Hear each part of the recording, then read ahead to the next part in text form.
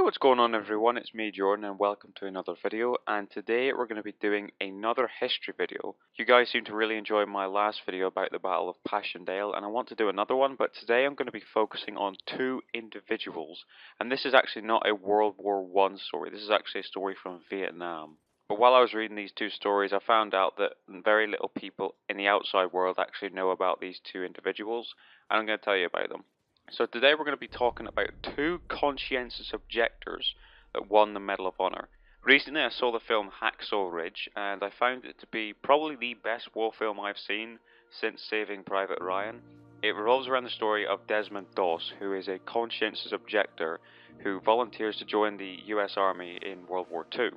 A conscientious objector is somebody who serves in the armed forces but claims to have a right to refuse based on what their conscience objects them to do, based on probably as they grew up. So the perfect example is what Desmond Doss did. He refused to carry a weapon because he saw killing was just something that no person should ever do. When he goes through training, people bully him, people beat him up because they think he's a coward. And later on in the film, he goes to Okinawa and ends up saving 75 wounded soldiers after a retreat. And to anyone that hasn't seen this film yet, I say, please go out and see it, you won't regret it.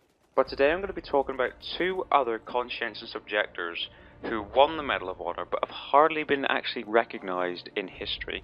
And there have only been 3 people who have been conscientious objectors to serve in the army and win the Medal of Honor. And I'm going to be talking about the 2 others that not many people have heard of. So the first person on our list is Thomas William Bennett. He was born on April the 7th, 1947, and as like Desmond Doss, he was brought up with religious beliefs. And when the US entered Vietnam, he felt the need to go and volunteer to serve his country. But as being a conscientious objector, he refused to carry a weapon and decided to be a combat medic. He arrived in South Vietnam on January the 1st, 1969, and he was assigned to Bravo Company, which was the 1st Battalion and 14th Infantry in the Central Highlands of Vietnam. His team were ordered to defend an area where there was a lot of mountainous and dense terrain, so in the mountains pie area. And on February the 9th, 1969, his unit came under intense fire. Having retreated to multiple bunkers that they had set up, many wounded soldiers were left behind. However, Thomas Bennett, who was actually ranked corporal for that time being, only being 21 years old, and despite the intense gunfire, he was able to push through and managed to save 5 wounded people and got them to safety.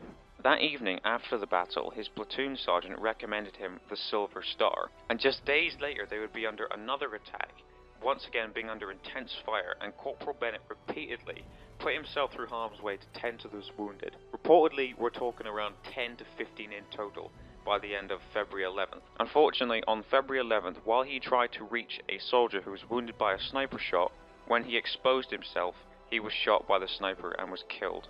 He was only 21 years old. And on April the 7th, 1970, his mother and his stepfather were awarded the Medal of Honor in remembrance of him by President Richard Nixon.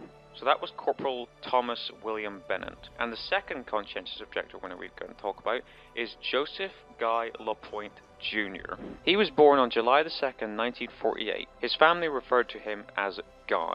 He was born in Dayton, Ohio. After he graduated from his high school in 1966, he moved nearby Clayton and made his living by working as a mail carrier. It was said that he also really enjoyed hiking and camping. However, in 1968, he was drafted by the US Army into Vietnam and again labeled himself as a conscientious objector. And during his training in the Army Medical Training Center, he married his wife, Cindy Failer, and in November 1968 he completed his training and was sent to Vietnam. By June the 2nd, 1969, just about 6 months later, he was a specialist force serving with the 2nd Squadron, 17th Cavalry Regiment, 101st Airborne Division, and on that day he participated in a patrol on Hill 376 in Quang Tinh Province. I think I pronounced that right. While they were patrolling, obviously one of the most cleverest tactics that the Viet Cong used was ambushing. They were very well camouflaged in the forests, and while patrolling they ran into an ambush and came under intense heavy fire. Once LaPointe got to cover, he noticed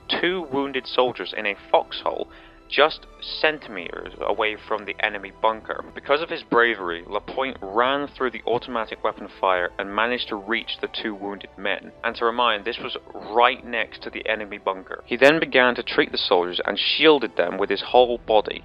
Despite being shot in the back twice, he continued to treat them. Unfortunately, seconds later, all of a sudden, a hand grenade landed right in the foxhole that was thrown from the enemy bunker. It was said that Lapointe put his whole body trying to cover the grenade to save the two men. Unfortunately, all three of them were killed. This young man died at just age 20. His wife received the Medal of Honor in January 1972 in remembrance. And it wasn't just the Medal of Honor he won. He also won the Silver Star, the Bronze Star, the Purple Heart, the Army Commendation Medal, the Good Conduct Medal, the National Defense Service Medal, the Vietnam Service Medal, the Vietnam Campaign, the Combat Medical Badge, the Cross, and the Republic of Vietnam Gallantry. He had left his wife Sydney behind, and when she remarried, she had a baby boy, and she named him Joseph Guy Lapointe III. Hope you guys enjoyed this video.